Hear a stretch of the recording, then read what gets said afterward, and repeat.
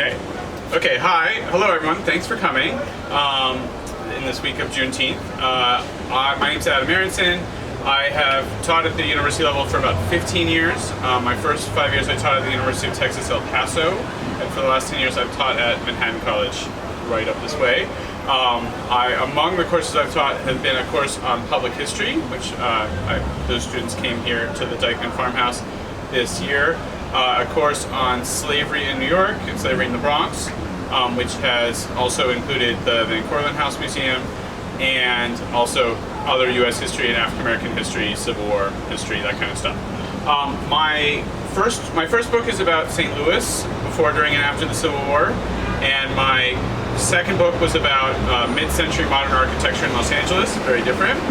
The project that I'm supposed to finish in time to be published in Black History Month of 2026 is about what happens after the Underground Railroad. So focused on the experience of people coming back from Canada from the Civil War until about 1930. So what I'm talking about today kind of fits halfway in between the slavery in New York work and what happens with the Underground Railroad work. Because I've become increasingly interested in thinking about what happens in the moments that are less kind of like the top headline, the kind of fraught moments, right? So obviously the history of slavery is very important, and enslavement and how we think about that. The history of emancipation and the fight for emancipation is important, but people didn't just sort of put the curtain down and leave the theater at that point, right? Like, people continued to live, and in some ways we often know the least about that generation, the generation that actually attained freedom and then tried to continue living and gaining rights. So today we're going to focus on that story for New York.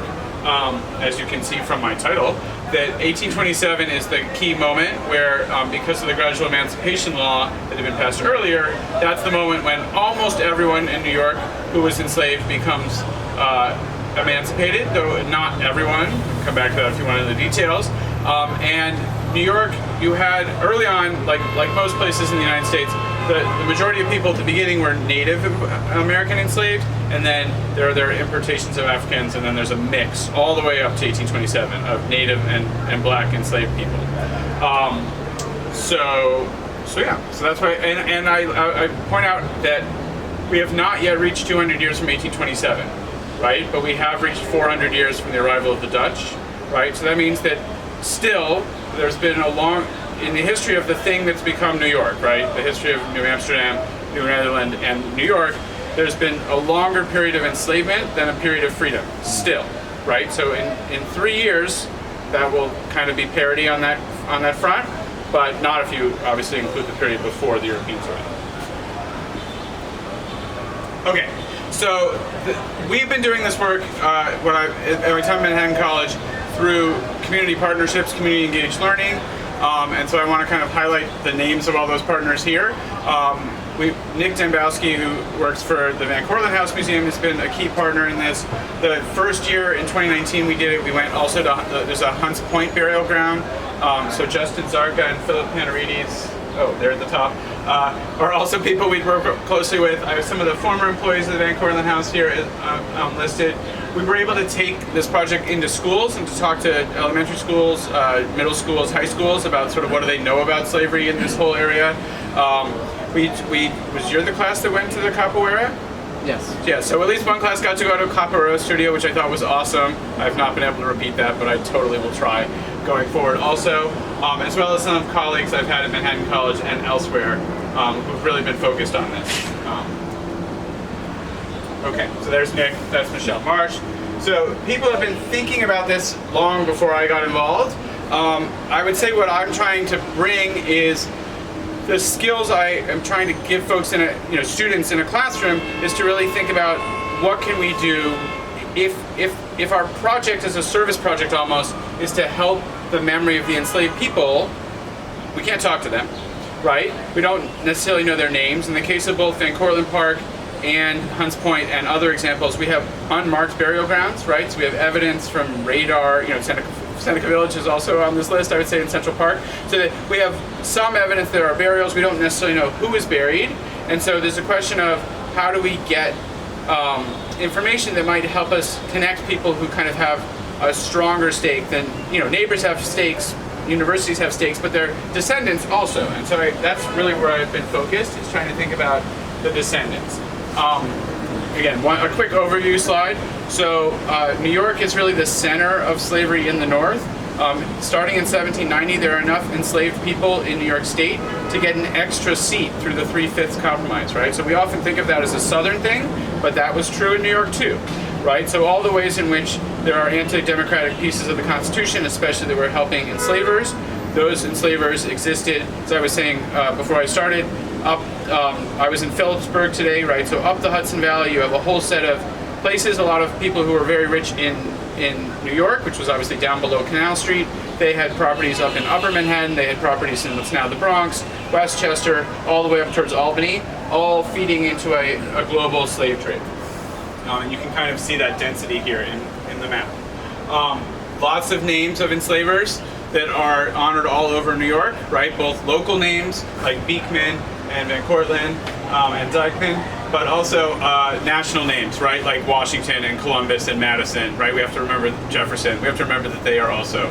Was that a question? What's a comment? You leave out the J's. You leave out the J's. The J's. Oh yeah. Oh, we notice it's only the names that fit on the slide. I could put more. This is not a comprehensive list. This was just the ones that fit the slide. So yes, there were more. I definitely could have done more.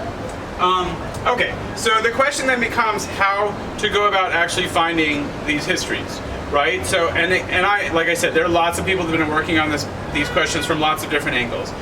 This is the CUNY Slavery Database, which I think is now the New England Slavery Records Index, because they're expanding beyond New York. But their effort has been really to help find any sources that are out there, get them transcribed, get them searchable, right? These records are almost always linked to the enslaver's name, but as you'll see, often that will be a first hint at how to get at the names of people who were formerly enslaved, even as they change their names and change their identity sometimes afterwards. Those blank slides are spacers, so don't worry, you're not missing anything. So right, in terms of this, the right near Manhattan College where I've been teaching, the Van Cortlandt House, the Kingsbridge Road, right? The point of this is to focus on the idea that there were lots of transformations of the landscape, which was also true here in terms of the Dyckman Farm. Oh, we got at least one more person coming up. And so for too long, those kinds of transformations have been credited to the white, leaders, where obviously the work is being done by the people they could force to do the work for them, right? So whether that's the maintenance of the road, whether that's the creation of the mill pond, whether that's the harvesting of the grain, the threshing of the grain, the winnowing of the grain, all the various things that went into these are almost all wheat provisioning plantations for sugar plantations in the Caribbean. All that work shows us places where we can think of sites of enslavement. So you think, oh well, we don't have a name linked to a place always, though sometimes we do. Things like the mill pond and the house itself, we can think of as places of that enslavement and evidence of that work. Okay, so as I said, the 1850 census is the first census where it lists every single person in the house rather than just the head of house. And if we know the names of the families of the enslavers, that can help be an opening of the door to looking for enslaved people. So in my Slavery in New York class, what we were doing was going through the 1850 census, but then also others, that looking for people who were alive in 1827, who were marked as black or mulatto, right? Because those are the categories that probably were most likely linked to enslavement. And then figuring out who we could try to link back to enslavers, right? So this, I think, is it's like so tantalizing because they appear once and then they're not there anymore, right? So this is a family, the easiest thing for the Van Cortlandt house would be to look for Van Cortlandt, and here we are, a family of black Van Cortlandts, okay? Wow. So Anthony Van Cortlandt, Mary Van Cortlandt, Mary E., probably Elizabeth Van Cortlandt, and then someone named Christopher Powles, Charlotte Smith, and Edward Powles, okay, all living in one household, born in New York. These people at 55 and 45 are clearly old enough to have been enslaved before 1827. Then you have what are probably a daughter, and then it's a little unclear what's going on with the rest of these, how the Powells relate to the Van Cortlandts in this household, but they're all listed as one household.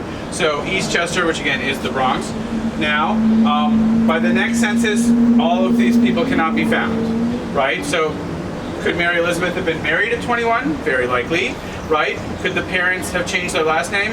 Yes. Could they be dead? Sure. Could they have moved somewhere else? Yes. Could they be in the exact same place and just missed by the census? Totally, right? So unfortunately, this is the one record I've been able to find for this, but it shows the kind of tantalizing possibilities.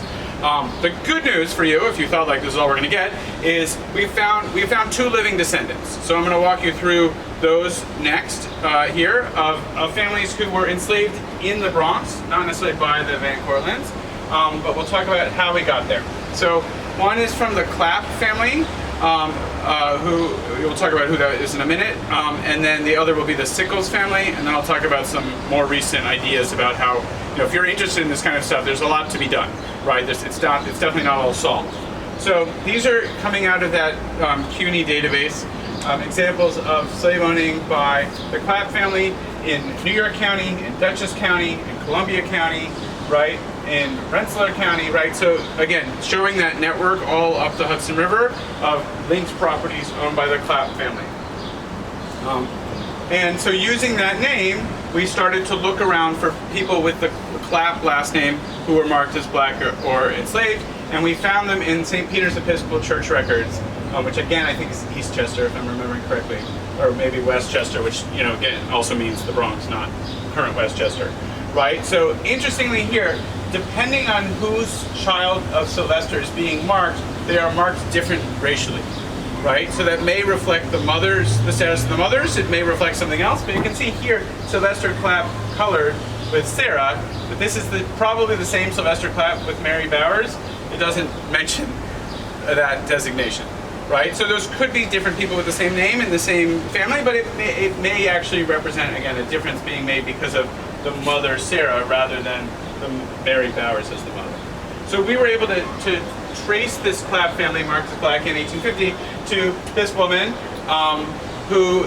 she's a church organist in the Hudson Valley, and she said that her family had a tradition that her grandfather was Native American, right? And that's what they knew. And the records show, actually, which I don't remember if I have on the next slide or not, that there were members of the Clapp family who were given land in the Throgs Neck area of the Bronx, so the other side of the Bronx, who were these children of Sylvester Clapp who were enslaved, right? So it may be that they are Native American enslaved. It may be that they were some mix of racial categories. Again, we don't really know. But her mother, who came in, who was in her 90s, and the two of them, we showed them the records, and they were able to come to our presentation. I guess that's what I have for the Clapp family.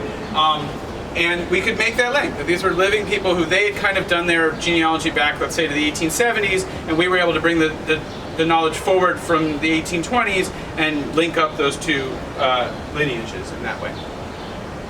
Another example here is the Sickles family. Okay, so there's a really good British spy map of this entire area that was created in the 1780s, and it marks the homes. This is a later map, but it's the same concept of where, who owned which home by last name. Okay, so this is Augustus Van Cortlandt, that's the Van Cortlandt house.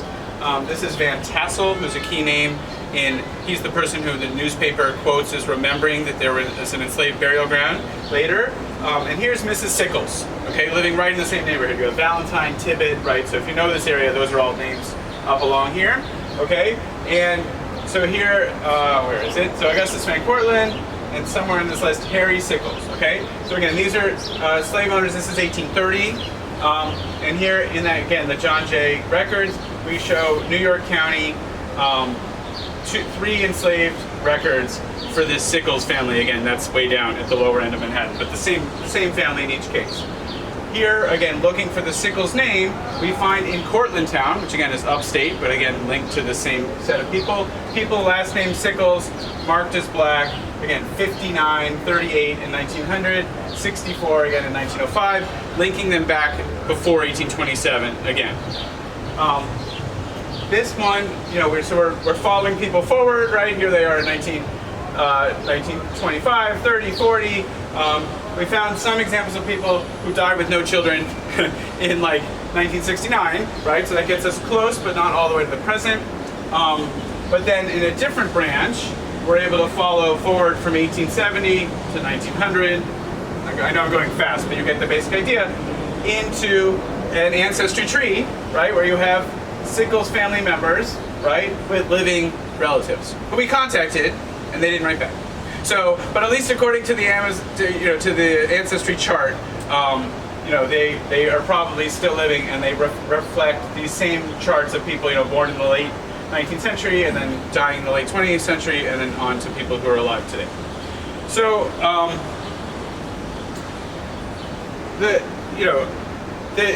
the goal of doing this work, I think, is to help bring in, like I said, community members are obviously important partners, right? People who are professionals trying to interpret these sites, people who are trying to bring forward these legacies are important. But just as we would probably not want someone out there telling our family story without including us, we're trying hard to help make those connections so that people feel that their descendants, to find the descendants of people who are really out there and can be brought into this story. I've shown you two examples where names haven't changed.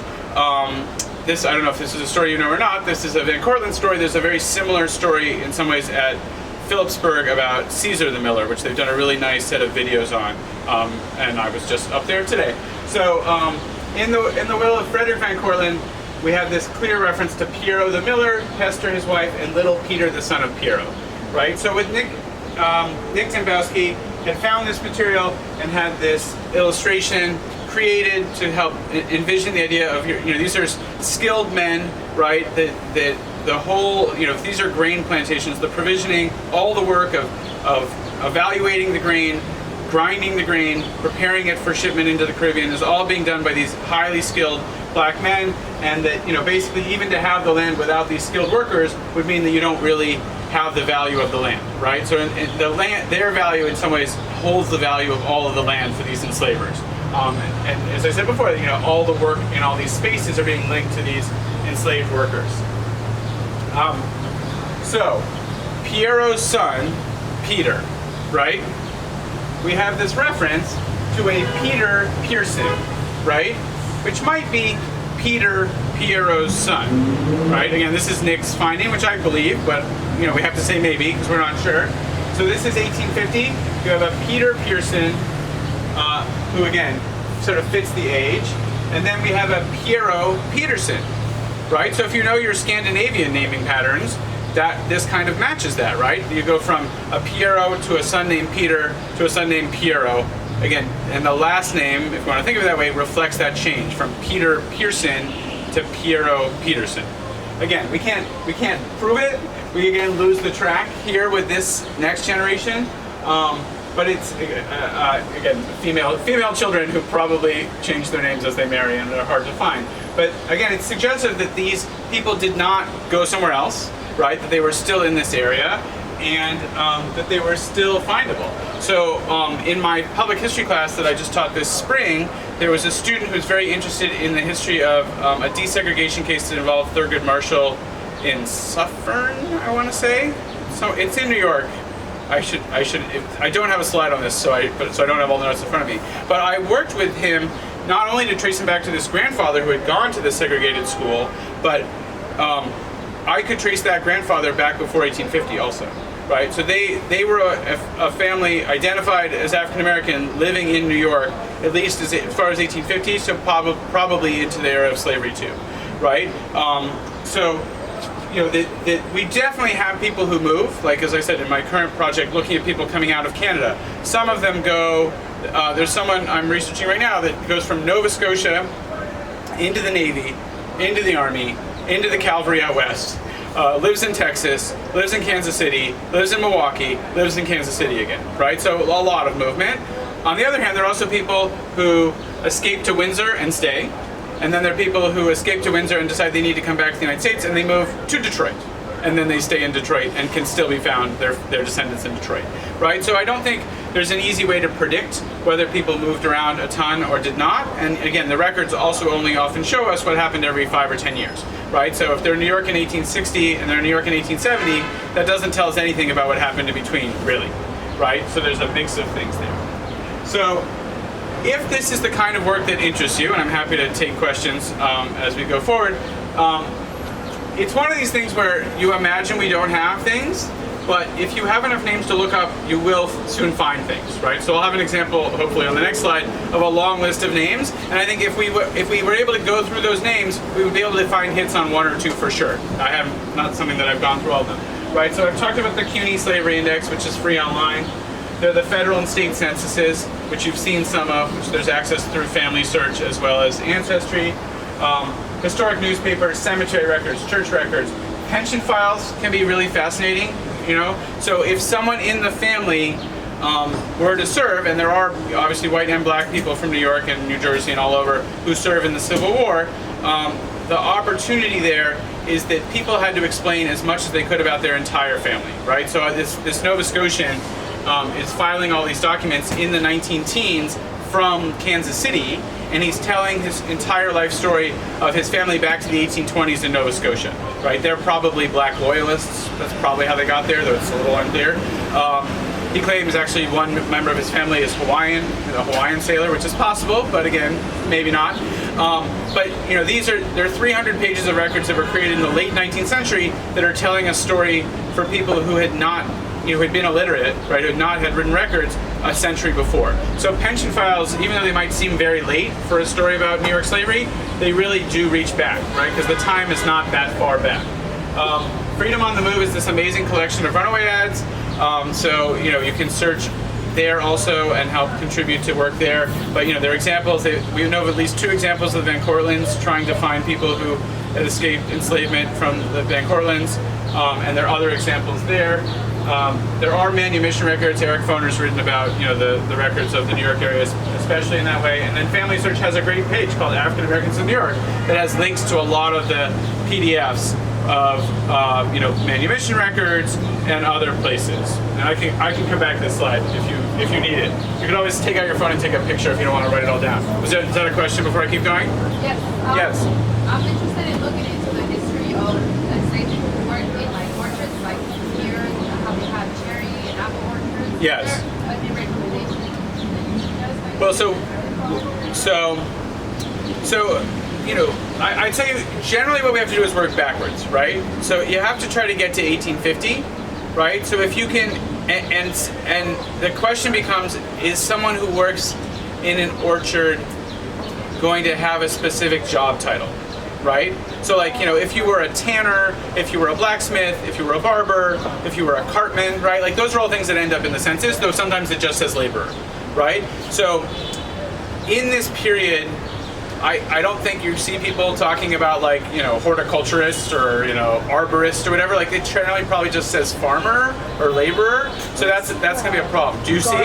Gardener, yeah, gardener, right? So, you know, obviously there are specific skills linked to certain things like chestnuts, right? Like that are, you know, that are just as specialized as some of these other skills, but the census may not have been interested in that level of detail. What you may have some luck is the newspapers of the 19th century are fascinating documents. I mean, I'm a 19th century historian, so, but you know, they have a mix of things that are true and false. So that's the first thing. Like they have stories that are intentionally jokes, and they would sometimes try to trick their audience, but often their audience would know. So you have to be careful that what you're reading is real. But on the other hand, when weird things would happen, they do end up in the newspaper, right? So like, you know, if a storm brought down a tree, right? Or if you know, if somebody, you know, I'm trying to think of the kind of thing that, I mean, maybe that stuff would make a newspaper now, but we've lost a lot of the kind of ultra local newspapers that would tell those kinds of stories. But a lot of that, you know, lots of local newspapers. And so you often see names of people, like for example, the Nova Scotian that I've been spending the week with, his name is George H. Brown. So he says before he joined the Navy as a sailor, he had worked as a body servant to a white officer. And I thought, okay, well that's going to be particularly hard to find because that's generally not something that was seen as real army service. But the army, one of the officers he worked for early in the Civil War dies, and in the funeral oration, it says there had been this colored man, George Brown, who had carried his body to where it could be recovered, right? And so there it was, right? That's the earliest reference I can find to him in the military service. Right, so it's one of these things where like sometimes the newspaper will send you to the census or the census will send you to the newspaper. Obituaries also are great, like they're much later, but they help explain all the married people's last names, right? So it's like, they've left so and so and so and so and so and so, and these are the cities they live in, and they all have different last names, and so that gives you the chance to really work that out. So I create digital folders, and I just download the PDFs and I link them. And if if the last name I'm working on is Sickles, but then I see that it's really Sickles and Poirier, I just start adding last names in the name of the folder and try to keep track of it. So there are definitely ways, and there are some books. There's a book called Scraping By Seth Brockman. It's about laboring class work. It's in Baltimore. But there is some, and there's another one now in Boston that just won the Pulitzer Prize by Jackie Jones. So there's definitely work about New York too, but those might give you a sense of like what are the jobs called or what kinds of things to look for. That might be, because again, in the 19th century they're using all kinds of words that we don't use anymore. And similarly, we would describe things in ways they wouldn't describe. So you have to kind of try to find the words that they're looking for. That's the danger, I would say, of keyword searching, right? Is you have to have the right keywords and transcriptions, right? The transcriptions are not all that good. So, so for example, if I'm interested in enslavement in this area, rather than try to look for names, I would try to find these pages of the census from 1840 and 1850, or all the way back to 1830, I guess, if you want to look at 1827. Look at all the names and then use those names to go forward and look for people who are old enough to have existed before 1827, right? That's how I would start, rather than thinking like, I know there's this one guy named, Old Tom something, right? Like, because that's how it is in Hunts Point. The names are very difficult, and it's not clear which last names to look at. Okay, I think I have one or two more slides, and we can do more questions. Okay, so great. So this is an example. So these are from Seneca Village. So yeah, there was a great Juneteenth event last Saturday in Seneca Village, and All Angels Church had this document, which is a list from 1849 of people giving money, I think is what this is. I think it's a mix of white and black individuals, but this is a huge list that one could work through and try to find if there are relationships here with enslavement that you can find, right? So again, some of the names on here are like John J. Hamilton Fish, right? Other names that we know as sort of very prominent white families. But some of the names that are less familiar might suggest those relationships. This comes out of the 1855 New York Census, which is considered the kind of best record for Seneca Village right before Seneca Village is removed for the creation of Central Park, right? And so obviously it was not typed originally, but this is from that section of the state census, and you can see families, the Williams family, the Butler family, Landon, Peterson, Jackson, right? You can see where they were born, right? Some New York, meaning Manhattan, others Westchester, some jobs listed. But the ages, first of all, suggest people who were alive in 1827, right? So whether these people were enslaved or not, there's talk about how many of the people who were in Seneca Village had been previously enslaved, right? I would love to know a lot more about Andrew Williams, age 55, right? Josiah Landon, age 50, John Jackson, age 70, right? The fact that somebody was 70 years old in 1855, living in New York, and they almost definitely had personal experience with enslavement. I would be very surprised if they had spent their entire life in freedom. But this is something I looked up about an hour and a half before I got here, so I haven't worked through these names yet. But if you're interested in Seneca Village and you want a project, there's clearly a project in this list from the 1855 census, because we have these families. We could both go forward to find descendants, which I think some has been done, but there's more to be done, and then we could definitely try to work backwards to think about, can we use these last names, right? Butler may be linked to a job, obviously, but Landon, Jackson, Williams might be linked to the families of the enslavers. That might help us move the other direction and to get a better sense of that history. I can't remember. Two more. Right, so as I already mentioned, 2027 is soon upon us, at least in planning years. And there is an effort by the Underground Railroad Consortium, which has links a lot in the Albany area, but also throughout New York City, to really make this a moment that we really focus on this, right? There's also an effort to focus on the American Revolution 250, right? So if you're interested in history and commemorations, there's work to be done to think about how to tell these stories and how to tell them the way we would tell them now in 2024, 2027, not necessarily the way they were told 50 years ago, the last time these things were marked. So yeah, Peter Bunton is your person to talk to about that, but I'm trying to be involved in that effort too. And I do think there's, like I said, we have all these networks of slavery, relationship to slavery, as I said, that continues in these ways, it's important to make those connections and have that as part of how this history is told. Those are my slides on this hot day. I'm happy to answer questions, to go back through things. But thanks for coming out, and I'm happy to answer more questions about how to look for these families and tell you a little more about what we've found so far, if you want. So, thanks. Yes, hi. Oh, I can't wait. Yeah, no problem. I can show you more slides again, but yes. So it says 1827 Yes. Emancipation. So you are aware that it's supposed to be commemorating the end of slavery. There's a bill that passed. Right, yeah. So and as I said at the beginning, that's not not all enslavement ended, unfortunately, in that moment, right? Like that was that's seen as the date in New York, but there were exceptions of various kinds based on how old people were and other things. And in New Jersey, slavery didn't end until the 13th Amendment. So, and I was just reading about how there was apparently a holdout county in New Jersey that tried to even go beyond the 13th Amendment. So, as we've been doing this work in terms of histories of enslavement and unmarked burial grounds, students from New Jersey and other people from New Jersey have been in touch, and there are tons of burial grounds, little burial grounds all over in New Jersey.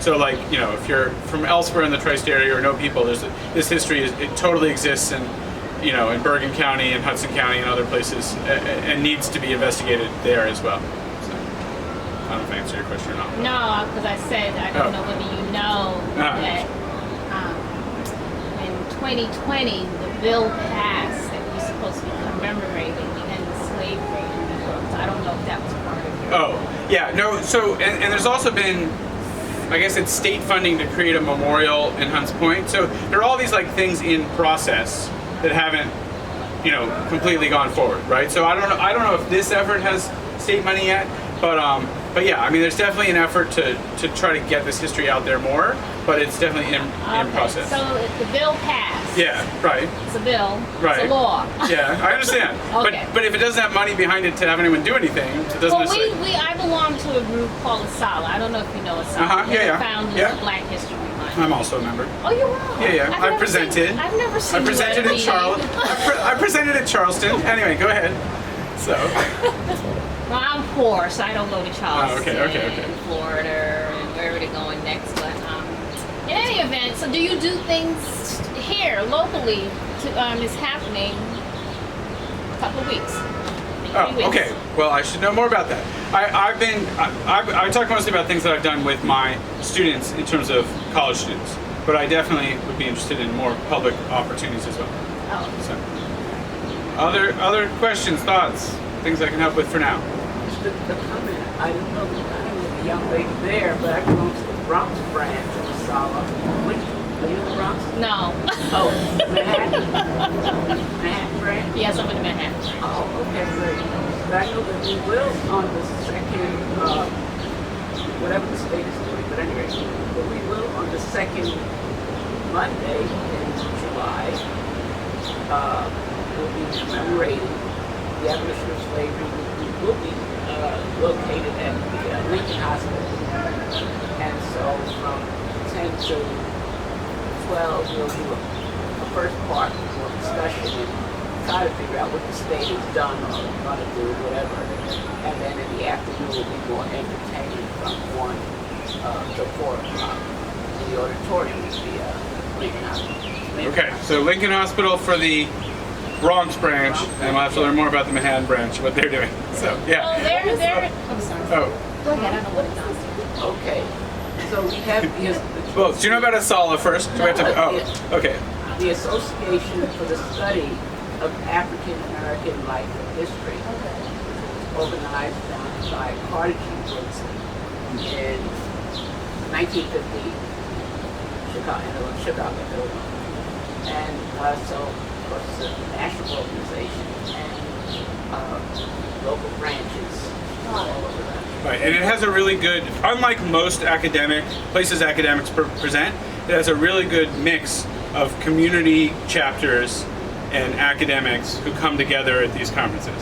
So there's, as we're hearing, there are local events and local chapter meetings, and then there's the academics who talk to each other mostly online and then go to these conferences once a year. But they do get together sometimes, Right. yeah. I think it's really important to remember that's the way that Carter G. Woodson, you notice the Association for the Study of African American Life and History. Yeah. So that all of the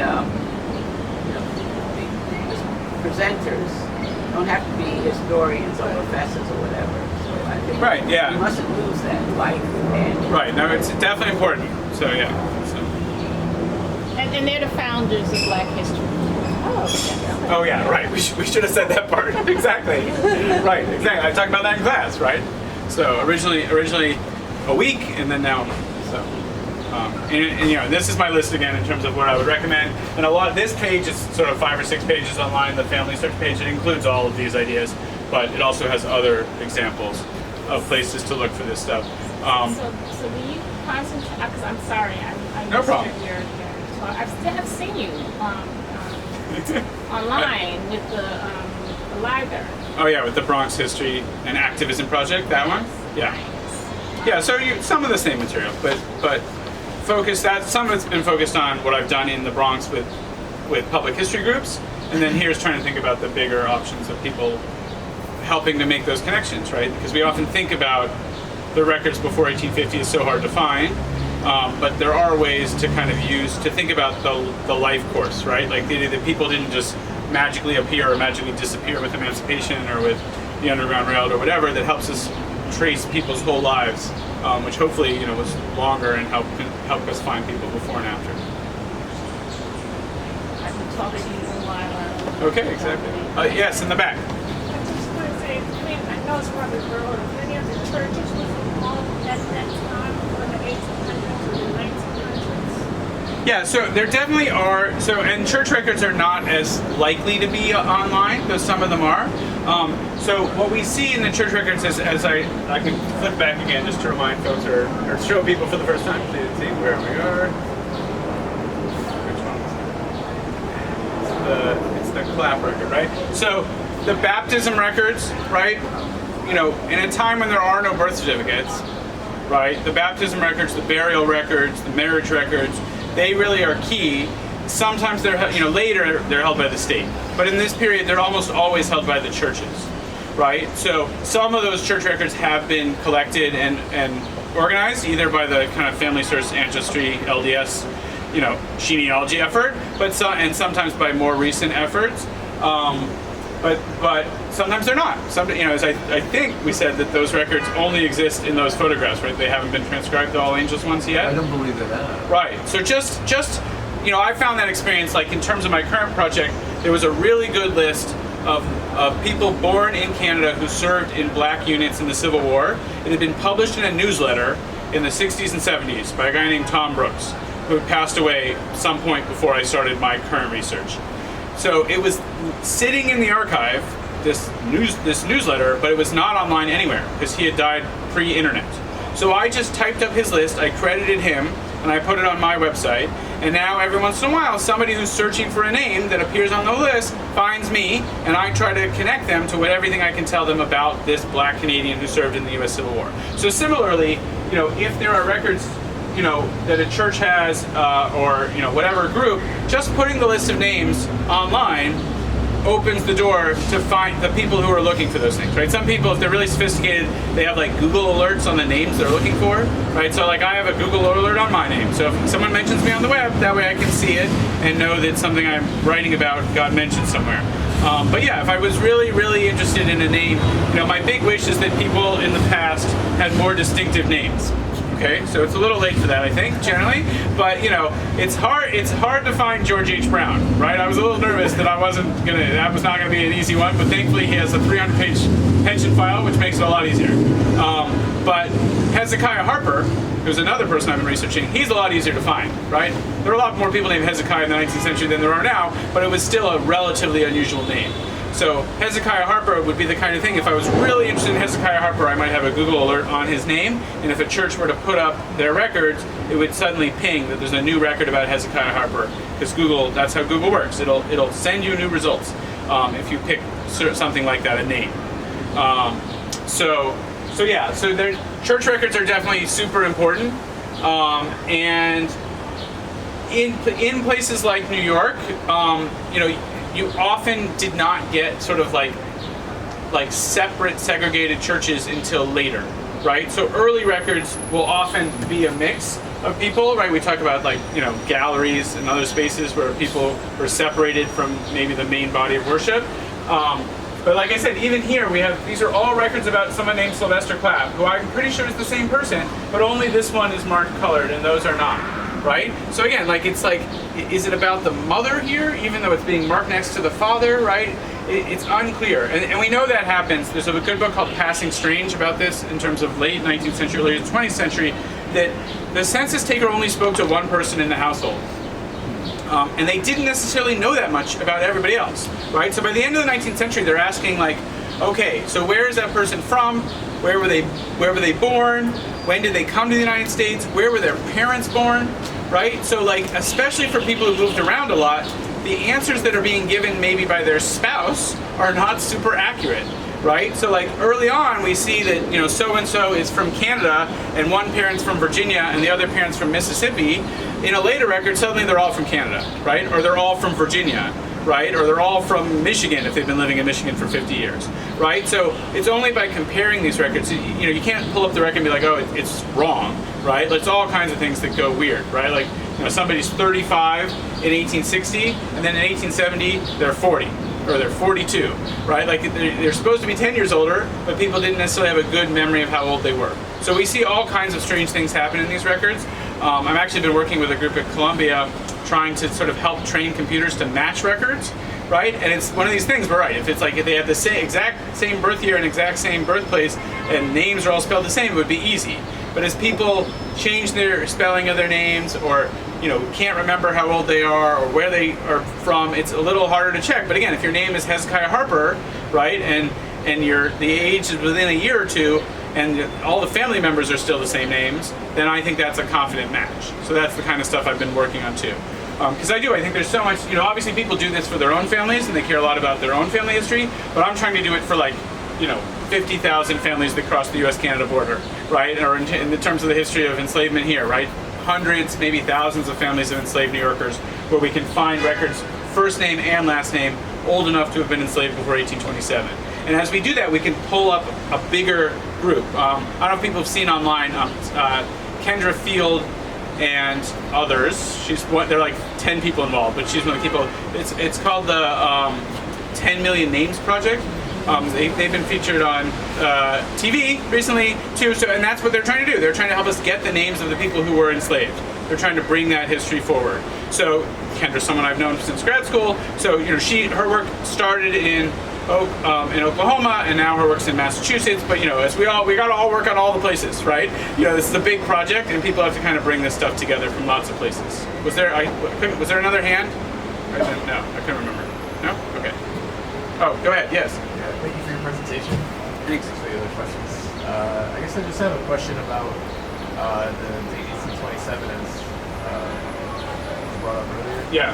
Like a lot of times it'll be gradual in a way where it's like certain aspects of like the corpus of law that supports slavery kind of gets chipped away differently, right? Like ownership of other people, sale of other people. So like what was the process like in New York? Because like were some things banned earlier or later? I'm just curious how it went out. Yeah, so New York, it's pretty clear cut, right? That they passed gradual emancipation twice. Once is intended to be that like everyone born after 1800 will become free, and the other law is supposed to kind of catch everybody else, right? Because the idea is like, well, if you're born in 1795 and you're old enough, then you're enslaved forever, right? That's what I said about 1827 not being for everyone.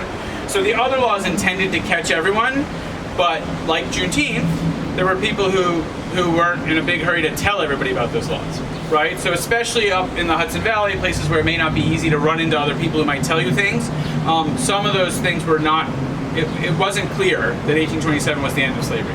So though, for example, so what happens in Ontario and also in Nova Scotia is a little bit like that, where like slavery exists in Ontario, but starting in 1793, they make it so that no one can import any more enslaved people, right? And similarly, if you escape to Ontario, you can't be re-enslaved, right? But you can still buy and sell the enslaved people in Ontario. And some of them are still being sold like into New York or Vermont, not Vermont, but into the United States, right? So so there in Canada and there are places in the United States that work that way too, where it's sort of more piecemeal.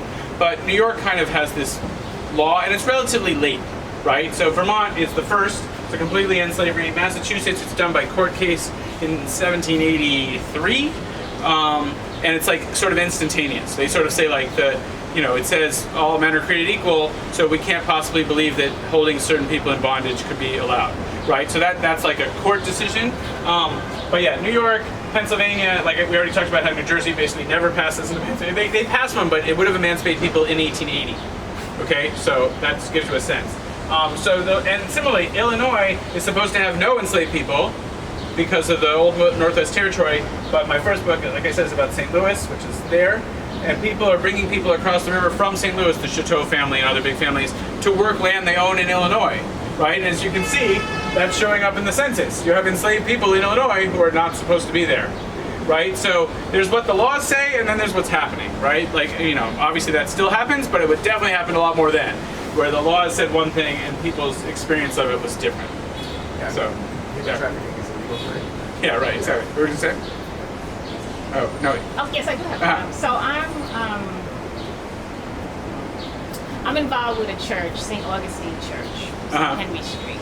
The church was built between 1827 and 1829, and they say that they cannot find any involvement where people were actually enslaved inside of that church, but they have a slave gallery that was built there. Yeah.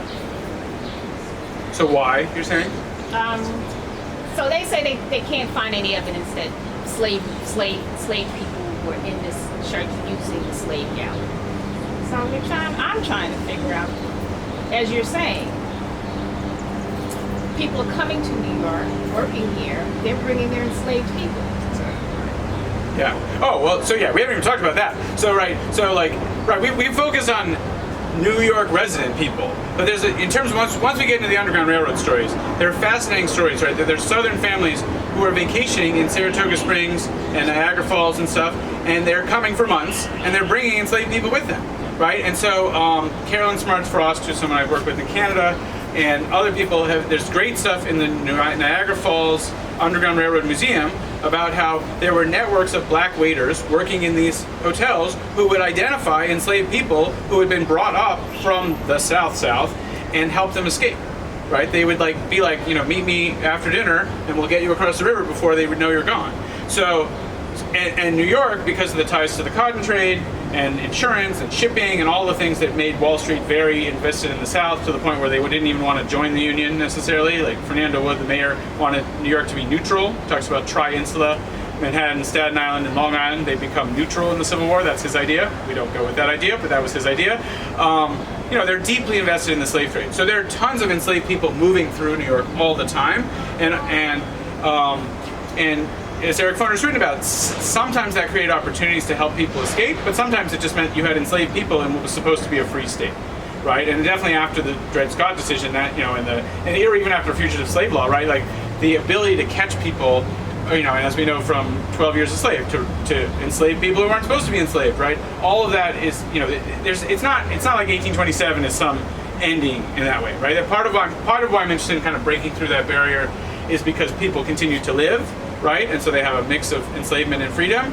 And part of it is, like you're saying, two things you're saying I'm hearing. One is that there's still enslaved people in these spaces even after this date. And the second is, how is it, because my first initial thought about that, which I don't know anything about that church, but maybe I should learn, is that they're using that term even though they're referring to sort of now freed African Americans who may be worshiping there, right? But maybe that's not what it means. I don't know. I'd have to learn more about it. I've heard that about that church.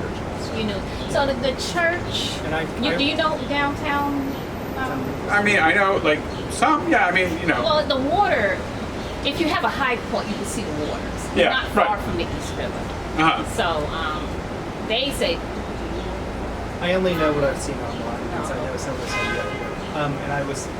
My understanding is that it was built to accommodate Southerners. Right, I would think so too. But if people don't... I'm sure it was used. I'm sure it was used. Because New York City was... And then later on it may have been used for... Brooks Brothers. Right, exactly. I live on the street where Brooks Brothers started. It's like...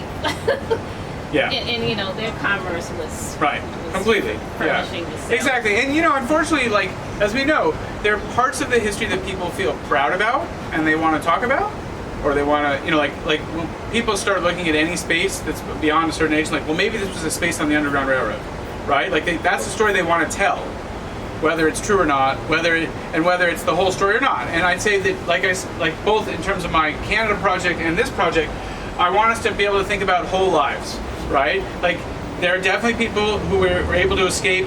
You know, there were black networks of people helping. There were some white people helping.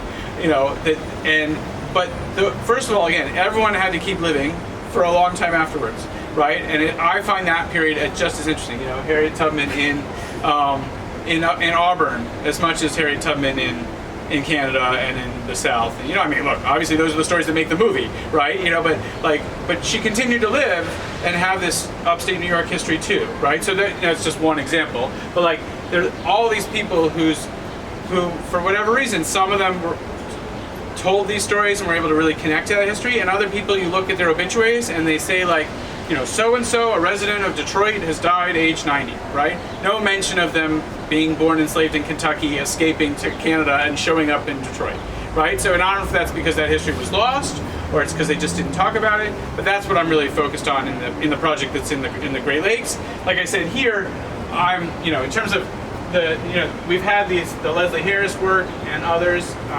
go back to whatever, or even this page, right? Like some of these websites have like sort of prominent New York, black New Yorkers, whether free or enslaved.